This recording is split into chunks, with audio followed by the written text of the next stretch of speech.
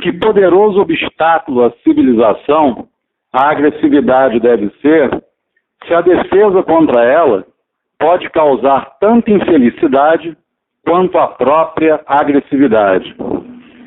Lembrei-me desta consideração antropológica assumida por Sigmund Freud em seu texto Mal-Estar na Civilização, quando uma de minhas alunas, durante a aula de psicologia, perguntou se não haveria uma maneira sensata do ser humano, tanto no plano individual como coletivo, se contrapor e dominar racionalmente seus impulsos violentos.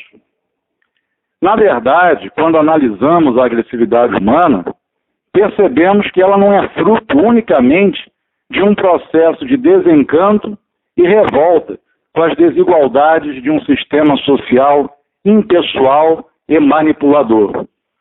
Existe uma tendência constitucional que nos leva desde a infância ao acolhimento e posterior retaliação de nosso próprio objeto de desejo. Ou seja, tudo que nos atrai emocionalmente pode se tornar alvo de nosso apego e de nossa raiva, quando nos descobrimos contrariados na realização de um objetivo mobilizador. Desde criança, por exemplo, aprendemos a amar nossos pais dentro de um modelo civilizatório. Os sentimentos mais primitivos, como o medo e a raiva, vão cedendo lugar ao prazer de uma dependência voluntária, evidenciando para o adulto o quanto a criança passou a confiar nele.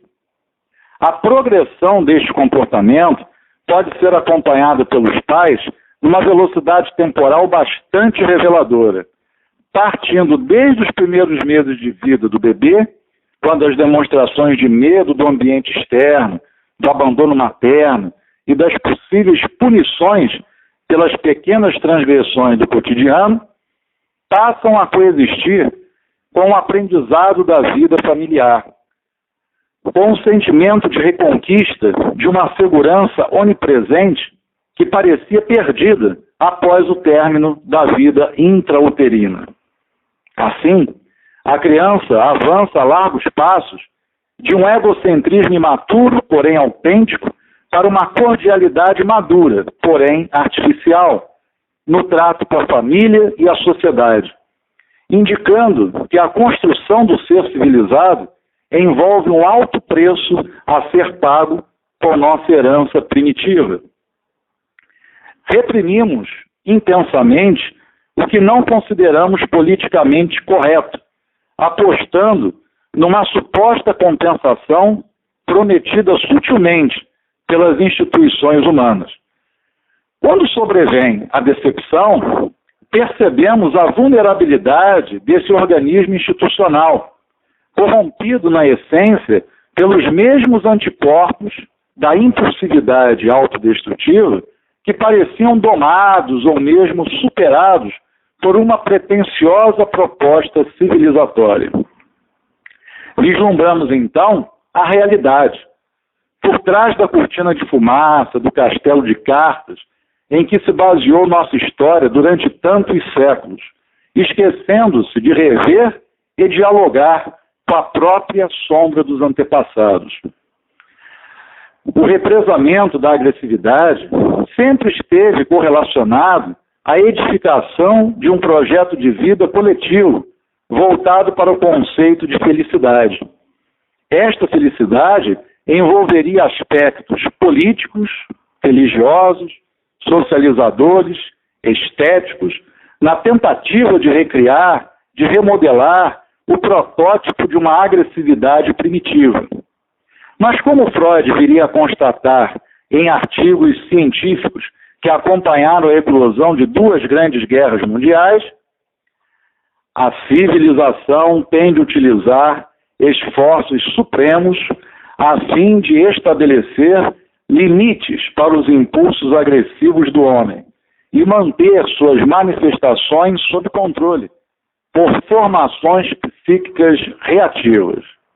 E acrescenta, partindo de especulações sobre o começo da vida e de paralelos biológicos, concluí que, ao lado do impulso para preservar a substância viva e para reuni-la em unidades cada vez maiores, deveria haver outro impulso, contrário àquele, buscando dissolver essas unidades e conduzi-las de volta a seu estado primeiro e inorgânico. Isso equivaleria a dizer que, assim como Eros, deus do amor, existia também um impulso de morte. O significado da evolução deve representar uma luta entre Eros e a morte. Como podemos observar, pelo discurso freudiano, tudo que construímos em nossa vida obedece a uma tensão entre forças contrárias. A pulsão de vida, lutando por um legado civilizatório que aproxime as unidades humanas, versus a pulsão de morte, que nos leva à defesa onipotente de interesses egoístas, por mais autodestrutivos que sejam. Por exemplo, quando sabotamos em nossas vidas sonhos que nos pareciam tão queridos, muitas vezes a busca por uma conquista intelectual, um status superior no mercado de trabalho, ou mesmo uma postura mais sensível e democrática no relacionamento amoroso e familiar, coexistem com o fato de sempre desconfiarmos intimamente de nossas qualificações, recuarmos diante do medo da avaliação do grupo ao qual tanto almejamos pertencer, ou nos refugiarmos no isolamento autoritário, inflexível, negando a possibilidade de uma entrega verdadeira, seja na parceria amorosa ou na interação familiar. Estas são apenas algumas situações que retratam a luta diária da criatura humana com sua dualidade existencial e de como é difícil conciliar o gesto altruísta com o outro, não menos vital, porém obscuro, voltado para a fúria egocêntrica. Ignorarmos ou subestimarmos este conflito potencializa seu caráter perverso, vitimizando o ideal de uma sociedade igualitária e pacificadora. Até o próximo Vida em Cena, eterno primitivo, a guerra, onde a partir de uma carta do físico e humanista Albert Einstein, endereçada ao mestre da psicanálise Sigmund Freud, serão levantadas questões sobre a natureza da guerra através dos tempos. Obrigado pela atenção e pela conexão no Audiocrônica.